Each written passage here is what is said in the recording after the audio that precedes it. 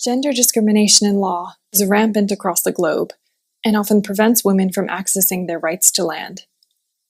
According to the OECD's Social Institutions and Gender Index, only 55 of 160 countries afford women the same inheritance rights as men in law and in practice. And, in countries where data is available, women only hold about 15% of land titles. This is particularly problematic for women living in rural areas who rely on land for their food security, economic empowerment, and the general welfare of their children and families. According to the Food and Agricultural Organization, almost half the world's agricultural labor force is female, meaning that women are the primary workers of land but don't have equal rights to it. We know that while much progress has been made in advancing gender equality, there's a lot more that needs to be done.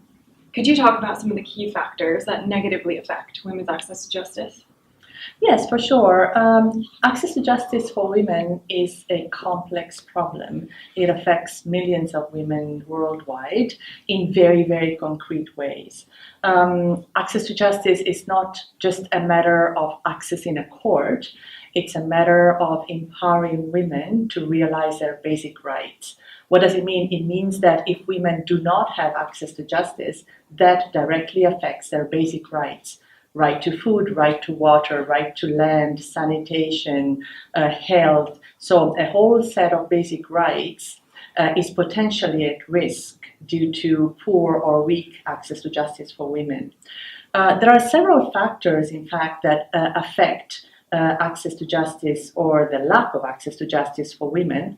And these have to do with a set or a series of elements that negatively affect access to justice. If I had to come up with a list of priority items or elements or barriers to access to justice for women, I would definitely put discriminatory laws as the number one obstacle for access to justice for women. In addition, I can definitely mention barriers at the institutional level. These are problems or challenging with the institutions that women access in order to seek justice. And then, of course, there are additional elements such as cultural elements, psychological, political elements, economic factors that affect negatively access to justice for women. But definitely the presence of discriminatory laws is a huge problem for women. And land is a particular example where women still suffer from these discriminatory laws.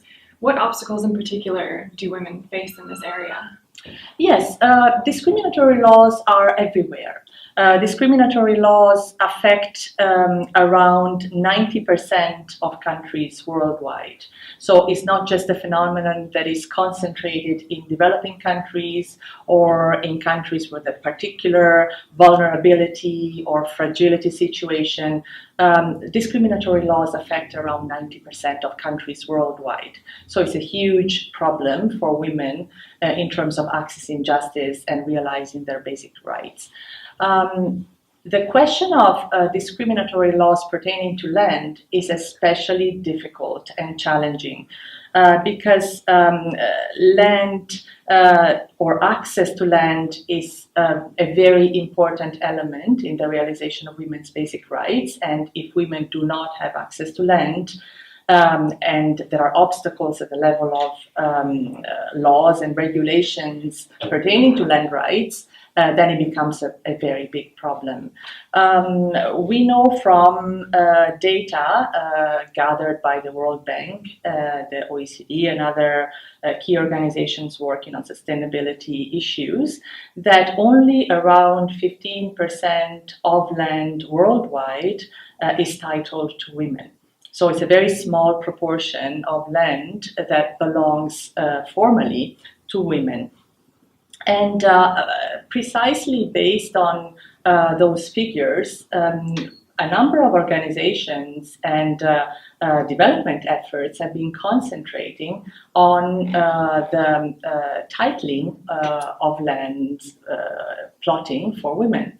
So a number of development interventions have targeted land titling for women, with mixed results, however. And unfortunately, what we have seen is that the titling of land is not always something positive for women, and does not always come with positive results for women. In a recent research study done by IDLO, we have seen that actually major land titling interventions have caused detrimental effects to land rights for women. Because in Burundi, for example, where women held around 16 to 24% of land plots under customary law, so they had the customary right to land prior to the titling intervention. After the titling intervention, we found that women's titles to land went down to around 5%. Could you tell us a bit in practice how you saw this play out? Yes, for sure. After we verified the detrimental effects on women of the land titling intervention, what we thought would be a good idea is to set up some capacity building and empowerment programs to help women overcome the negative effects. So we worked with women, we worked with communities to make women aware of their rights and empower them with the tools to title their land if necessary, or to hold to their customary rights and therefore facilitating their access to property and the realization of their right to property and to land. So we found out that there was a good avenue for remedy, and with a combination of working groups, empowerment techniques, legal awareness, and definitely working at the local level with the communities, with men and women, we could see some good results and a practical increase in the formal titling from very, very low levels to significant levels again, with a direct positive effect on women. So what can be done then to effectively improve women's property rights? Are there some examples you've seen in your experience that have been effective? Yes, I think that considering that women's land rights is a complex problem, development interventions cannot do without a gender analysis prior to program design. So gender analysis is definitely a must, a fundamental element. Then approaches to women's rights with respect to land and property work better when combining a top-down approach with a bottom-up approach. So on the one hand, fighting discriminatory laws and regulations and working with institutions to improve the quality of laws and services for women.